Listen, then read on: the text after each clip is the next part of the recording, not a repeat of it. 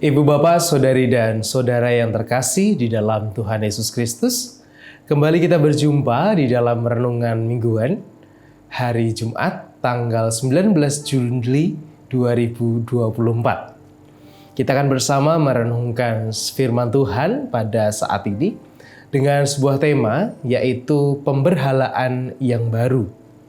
Sebelum kita akan bersama merenungkannya, mari kita berdoa memohon pimpinan dari Tuhan. Mari kita berdoa. Kami mengucap syukur ya Tuhan untuk berkat yang senantiasa Tuhan berikan kepada kami hingga saat ini. Dan di dalam segala berkat-Mu itu, kami juga hendak melanjutkan kehidupan kami dengan mendasarkan atas firman kebenaran-Mu. Dan berkatilah kami Tuhan, di dalam kami hendak merenungkan firman-Mu. Kiranya Roh-Mu yang kudus, yang hadir bagi setiap kami, yang memampukan kami, untuk kami bisa merenungkannya dan mewujudkannya di tengah kehidupan kami. Dan biarlah Bapa, firman-Mu pada saat ini Engkau sendiri yang menyatakannya atas kami. Hanya kepada-Mu ya Kristus, kami naikkan doa kami. Amin. Perenungan firman Tuhan pada saat ini akan kita dasarkan dari Kisah Para Rasul pasal 17, ayat 16 sampai dengan ayat 21. Kisah Para Rasul pasal 17 ayat 16 sampai dengan ayat 21. Yang demikian sabda Tuhan. Sementara Paulus menantikan mereka di Athena, sangat sedih hatinya karena ia melihat bahwa kota itu penuh dengan patung-patung berhala. Karena itu di rumah ibadat, ia bertukar pikiran dengan orang-orang Yahudi dan orang-orang yang takut akan Allah. Dan di pasar setiap hari dengan orang-orang yang dijumpainya di situ. Dan juga beberapa ahli pikir dari golongan Epikorus dan Stoa bersoal jawab dengan dia, dan ada yang berkata, "Apakah yang hendak dikatakan si peleter ini?" Tetapi yang lain berkata, "Rupa-rupanya ia adalah pemberita ajaran dewa-dewa asing. Sebab ia memberitakan Injil tentang Yesus dan tentang kebangkitannya." Lalu mereka membawanya menghadap sidang Areopagus dan mengatakan, "Bolehkah kami tahu ajaran baru mana yang kau ajarkan ini? Sebab engkau memperdengarkan kepada kami perkara-perkara yang aneh. Karena itu kami ingin tahu, apakah artinya semua itu?" Adapun orang-orang Athena dan orang-orang asing yang tinggal di situ tidak mempunyai waktu untuk sesuatu selain untuk mengatakan atau mendengar segala sesuatu yang baru. Demikianlah bacaan sabda Tuhan. Yang berbahagia ialah mereka yang mendengarkan dan merenungkannya. Haleluya. Amin.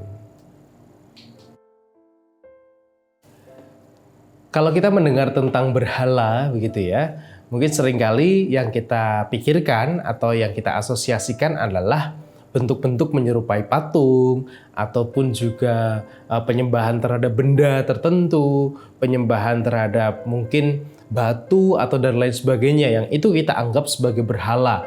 Ataupun juga kita menyembah dewa lain, menyembah Allah lain, itu kita pikirkan atau kita anggap sebagai sebuah berhala. Dan pemandangan itu yang terjadi dalam kehidupan Paulus dengan ketika ia tiba di Athena, dikatakan bahwa ia melihat banyak orang-orang yang menyembah berhala, sehingga banyak berhala di situ gitu.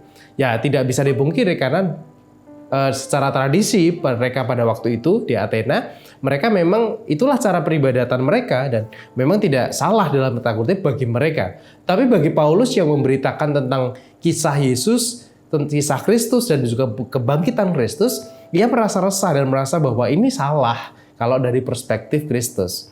Nah, Bapak Ibu dan Saudara yang terkasih dalam Tuhan Yesus Kristus, ketika kita berpikir bahwa berhala itu adalah bentuknya patung ataupun batu, maka sekarang ini pada masa sekarang berhala itu bentuknya sudah beragam. Bentuknya sudah macam-macam. Kita sendiri tahu bahwa salah satu hal yang mungkin menjadi berhala bagi orang pada masa ini adalah uang, gitu. Apakah uang itu salah? Tidak. Uang pada dirinya sendiri tidak salah. Sama juga patung pada dirinya sendiri tidak salah. Uang pun juga demikian, ia tidak salah. Bahkan kita pun perlu uang, kita juga membutuhkan uang, kita juga memanfaatkan uang. Tetapi yang menjadi persoalan adalah ketika kemudian orientasi kehidupan kita, pusat kehidupan kita, bahkan pusat spiritual kita fokuskan pada yang namanya uang. Artinya bahwa segala sesuatu kehidupan kita ini kita pusatkan pada uang, bukan lagi kepada Tuhan. Jadi Tuhan itu seolah-olah menjadi nomor 2, yang nomor 1 adalah uang. Saya tidak menyembah Tuhan nggak apa-apa, yang penting saya bisa makan, yang penting saya bisa punya uang. Saya bisa punya uang banyak, itu lebih penting bagi saya. Alhasil, banyak kemudian orang-orang yang mengatasnamakan diri mereka orang Kristen, termasuk mungkin kita, sahabat-sahabat kita gitu ya, sama-sama orang Kristen, orang yang menyembah Kristus, orang yang mengaku menjadi pengikut Kristus, tetapi kemudian pada dasarnya dalam kehidupannya mengorientasikan setiap hatinya, mengorientasikan hidupnya itu pada uang. Sehingga segala sesuatu itu dilakukan, segala sesuatu itu dihalalkan, bahasanya menghalalkan segala cara untuk mendapatkan uang. Nggak peduli apakah itu sesuai dengan firman Tuhan. Tidak peduli apakah itu diperkenankan oleh Tuhan, nggak peduli. Yang penting saya dapat uang banyak.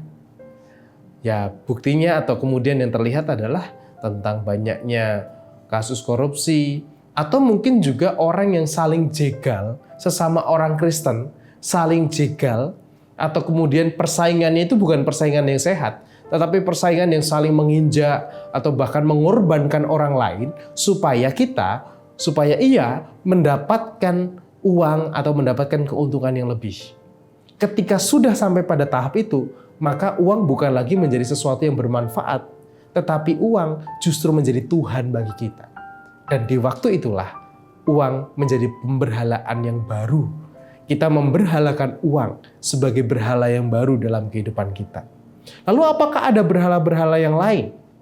Bisa saja, akan ada banyak potensi berhala yang muncul. Indikasinya adalah ketika kita sudah mengorientasikan, memusatkan seluruh kehidupan kita kepada benda atau hal tertentu, melebihi orientasi kita kepada Tuhan, atau mengalahkan nilai yang kita percaya dari Tuhan, maka pada waktu itulah kita sudah membuat berhala yang baru. Oleh karena itu, mari kemudian kita menilik pada diri kita masing-masing. Jangan sampai dalam kehidupan kita berpaling kepada Allah, berpaling dari Allah, dan kita berpaling dari nilai-nilai yang Allah nyatakan kepada kita untuk kita memusatkan diri kepada berhala yang baru, dan akhirnya kita memberhalakan berhala yang baru dalam kehidupan kita. Tuhan memberkati. Amin. Marilah saat ini bersama kita berdoa, menyerahkan setiap syukur kita dan permohonan kita atas pergumulan kita kepada Tuhan. Mari bersama kita berdoa. Ya Allah yang kami sembah di dalam nama Tuhan kami Yesus Kristus, kami mengakui Engkau ya Tuhan sebagai Allah kami. Kami mengakui Engkau sebagai Allah satu-satunya yang kami sembah. Allah satu-satunya yang kami percaya, dan Allah satu-satunya yang kami pegang di dalam hidup kami. Tetapi seringkali ya Bapa, oleh karena situasi ataupun juga keinginan-keinginan kami justru memberhalakan. Kami justru berpaling darimu, kami memusatkan diri kami, mengorientasikan diri kami pada hal-hal yang ada di sekitar kami. Baik itu uang ataupun juga bentuk-bentuk yang lain, yang seringkali mengalahkan iman kami kepadamu. Sehingga dampaknya kami pun melakukan segala hal untuk bisa mendapatkan uang itu. Dan uang itu mengalahkan iman kami, mengalahkan kesetiaan kami kepadamu.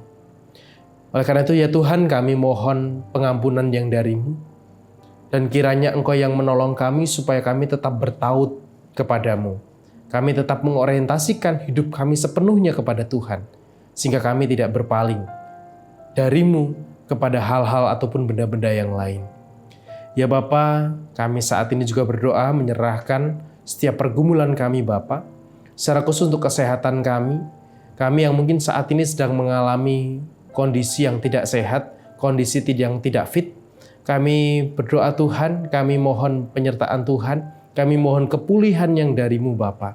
Secara khusus kami berdoa menyerahkan untuk Bapak dan Ibu Priyono, Ibu Ami Wirowo, anak Amoresya, Ibu Sri Utami Suprapto, Ibu Margono, Ibu Yosjoni Suminario, Bapak Ngatimin, Bapak Cahyo Montati, Bapak Saharun, anak Maitra, Bapak Warsito Utomo, Ibu Endang Joko Triyono, Ibu Maria Kasman Simanjuntak, Bapak Sadal Paulus, Bapak Edwin Krusma Yulianto. Kami juga berdoa untuk Bapak Matius, anak Nasi Alana Putri, dan juga Bapak Ramijo, serta juga saudara-saudara kami yang lain Bapak. Kiranya Engkau yang memberkati setiap saudara-saudara kami ini Bapak. Kiranya kuasa-Mu lah yang boleh bekerja di dalam setiap proses pengobatan, proses pemulihan yang sedang mereka kerjakan. Dan satu yang kami percayai Tuhan, berkat-Mu akan senantiasa Tuhan curahkan bagi mereka. Kami juga menyerahkan untuk orang tua kami. Kami menyerahkan Ibu Sarno, Ibu Tugira Sariman, Ibu Rusmiati Suhardi, Ibu Berjangkung, Ibu Endang Karno, Ibu Kon Mariatin Subardi, Bapak Christian Dauribu, Bapak Elias Sariman, Bapak Renibu Sunarto Saputro, Ibu Sarti Budi Santoso, Ibu Mardi Utomo, Ibu Yatmirtini Rusdi, Bapak Suprapto, Ibu Sri Suwarsi Rahayu, dan juga orang tua kami yang lain. Kiranya damai sejahtera-Mu juga, kekuatan, kesehatan, dan juga kesukacitaan yang dari Tuhan, boleh Tuhan nyatakan bagi orang tua kami ini, sehingga mereka bisa senantiasa menikmati kehidupan mereka di masa tua mereka Bapa. Ya Tuhan, kami juga menyerahkan segala pergumulan-pergumulan kami yang lain, yang mungkin saat ini sedang kami hadapi, ataupun sedang mengganggu kehidupan kami. Kiranya Engkau yang menolong kami Bapa, supaya kami bisa menyelesaikan setiap pergumulan kami ini. Kami yakin dan percaya kekuatan Tuhan akan beserta dengan kami. Kami serahkan Tuhan untuk kehidupan kami dan aktivitas kami yang akan kami lakukan berikutnya. Biarlah semuanya ini hanya berjalan dalam kehendak Tuhan. Di dalam nama Tuhan kami Yesus Kristus, kami naikkan doa kami. Amin.